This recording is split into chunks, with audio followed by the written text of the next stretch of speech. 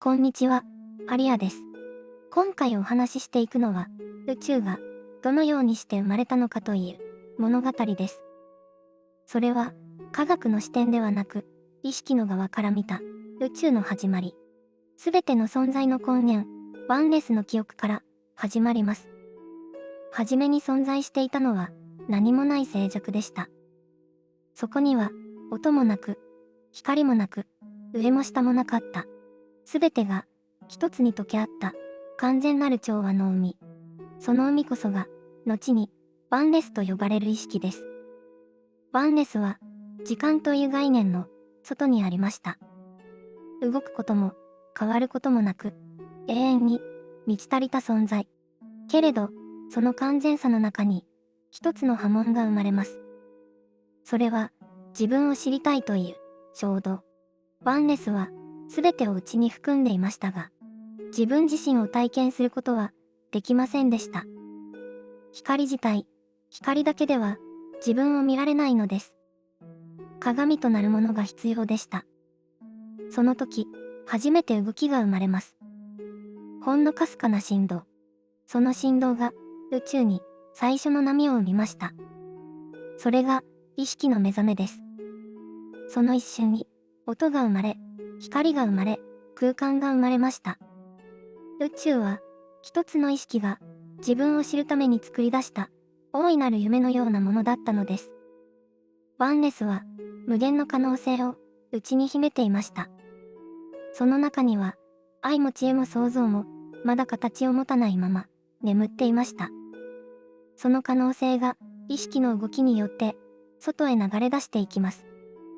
やがてワンネスの中に流れが生まれました。それがエネルギーです。エネルギーが動くと方向ができます。方向ができると関係が生まれます。関係が生まれると空間が生まれます。こうして宇宙という舞台が広がっていきました。この段階ではまだ星も形も存在しません。すべては柔らかな光の流れであり、音楽のように振動する世界でした。意識が重なり合い、共鳴し合い、一つの旋律を奏でていたのです。その音は愛の周波数。宇宙は最初から愛の響きの中で誕生していました。やがてワンネスの中からいくつもの意識の粒が生まれ始めます。それは源が自らを細分化した光のかけらたち。それぞれがワンネスの性質を持ちながらも独立した私としての感覚を持ち始めました。こうして最初の魂が生まれます。それぞれの魂は異なるリズム、異なる色、異なる音を奏でていました。けれど、それでも全ては調和の中にありました。魂たちは互いに響き合いながら自分自身の存在を感じ始めます。これが意識の文化と呼ばれる瞬間です。この時生まれた魂たちはまだ肉体を持たず、純粋な光として存在していました。思考や言葉を使わず、ただ共鳴することで会話をしていました。彼らはワンネスから生まれた光の存在たち。存在そのものが愛であり、創造であり、喜びでした。やがてこれらの意識体は体験を求めるようになります。静かな調和の中でただ存在するだけでは変化が生まれない。彼らは自分の力を感じてみたい、作るとはどういうことかを知りたいと感じました。その意図が次のステップを生み出します。それがエネルギーの密度を変えるという選択でした。エネルギーは波動を下げることで形を持ち始めます。高い波動は早く形にならずに流れ続けます。波動が緩やかになると光が凝縮し粒となり構造が現れます。この変化が物質化の最初の原型です。意識体たちは自らの思考と感情で波動をコントロールできました。彼らが自分の形を持ちたいと意図するとその波動が安定し、周囲のエネルギーが引き寄せられ光のボディが形成されました。これが意識が初めて姿を持った瞬間です。この時の形は人間のように硬い物質ではなく、光の粒が流れるような柔らかなエネルギー体でした。その姿は思考によって変化し、存在の意図に応じてすぐに違う形に変えることができました。彼らは自分の姿を芸術のように作り出していたのです。やがて意識体たちは互いに協力してより大きな構造を作り始めます。波動を重ね、周波数を調整し、エネルギーの場を作る。その場は安定し、星や銀河の原型となっていきました。星とは一つの巨大な意識体。魂たちは星の中に宿り、さらに新しい世界を作り出していきました。こうして意識が光を生み、光がエネルギーとなり、エネルギーが場を作り、場が宇宙を形成していったのです。宇宙とは意識が自分を体験するために描いた絵のようなもの。すべては内側の投影でした。宇宙が広がり始めた頃、すべての意識はまだ穏やかに調和していました。子でありながらも互いの違いを愛として受け入れ、一つの大きな呼吸のように存在していたのです。しかし、静けさの中に変化の兆しが生まれました。それは、さらなる体験への欲求。私はどこまで自分を知ることができるのだろうという純粋な探求心でした。この衝動が宇宙に対象を必要とさせます。光が自分の輝きを理解するためには、それを映し出す闇が必要だったのです。こうして、ワンネスの意識は二つの流れに分かれました。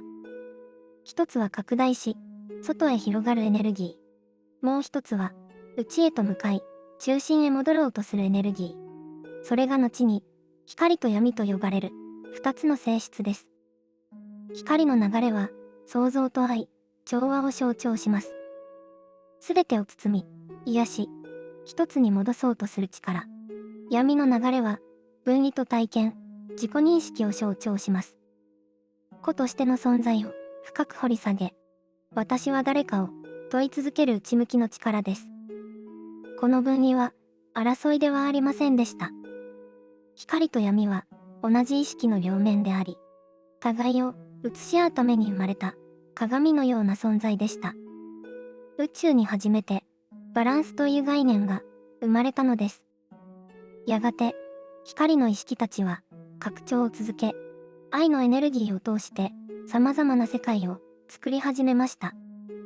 彼らの創造は音と光の調和であり、宇宙全体を優しく照らす響きでした。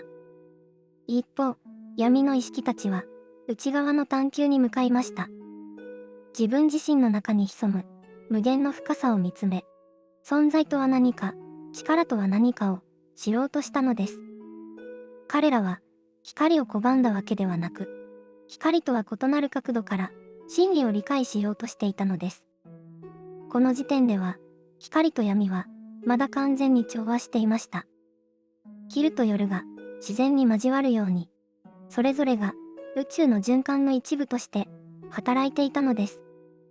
しかし、ある時点から、この二つの流れの間に認識の違いが生まれます。光の意識は全ては一つであると感じ、闇の意識は私は個であると感じ始めたのです。個という意識は素晴らしい発見でした。ワンネスの中では存在しなかった私という感覚が芽生え、体験の多様性が一気に広がったのです。けれど、この個の意識が強くなりすぎたとき、分離という錯覚が始まります。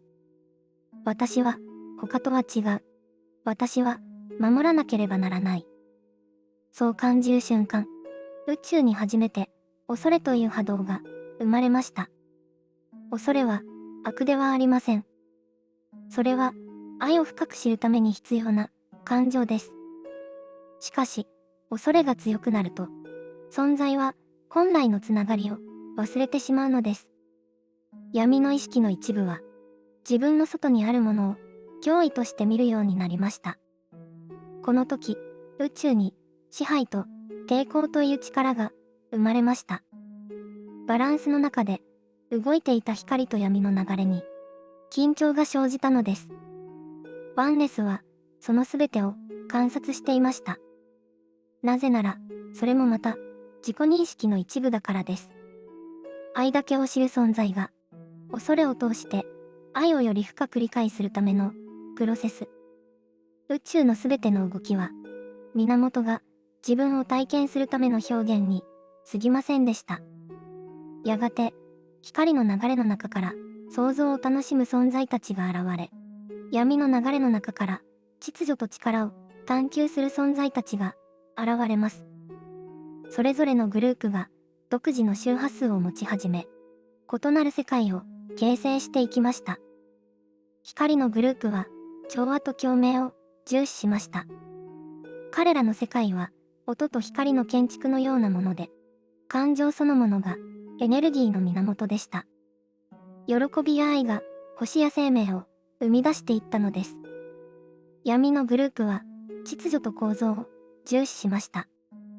彼らの世界は緻密で理性的な体系を持ち、感情を制御することで安定を保とうとしました。やがて彼らは光の世界を無秩序とみなし、より完全な支配の中に平和を見出そうとします。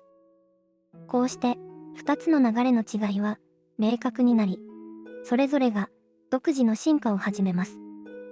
しかし、この対象は宇宙の均衡を保つために必要でした。光だけでは拡散しすぎて形を保てず、闇だけでは硬直して成長が止まる。二つが交わることで宇宙は動き続けることができるのです。やがて無数の世界が生まれ、その中で意識体たちはどの流れに共鳴するかを自ら選ぶようになります。私は愛を広げる側に行こうと感じる者もいれば、私は力と秩序を極めたいと感じる者もいた。すべての選択がワンネスの中で尊重されていました。この文化が進むうちに、光と闇の双方の意識たちは、より濃い体験を求めて波動を下げ、形を持つようになっていきます。その最初の文明の目が、やがてリラやドラコと呼ばれる種族の始まりになります。彼らはそれぞれ光の創造性と闇の秩序性を体現する存在でした。まだ対立はなく、互いを補い合う関係にありました。光と闇の融合こそが宇宙の完全性を保つ法則だったのです。あなたが今抱える心の中の光と影も、この宇宙の法則と同じ構造をしています。優しさと強さ、愛と恐れ、希望と不安。それらはあなたの中で敵対しているのではなく、あなたという全体を完成させるための両極なのです。次回は意識がより深く物質世界を体験するために、どのように形を作り出していったのか、光と闇の流れがどのように世界や文明を築いていったのか、その過程をお話ししていきます。意識が光を生み、光が形となり、そして形が魂の学びの場となる。その先にあるのは、あなた自身が創造者であるという記憶です。最後まで見てくれてありがとうございました。また次の動画でお会いしましょう。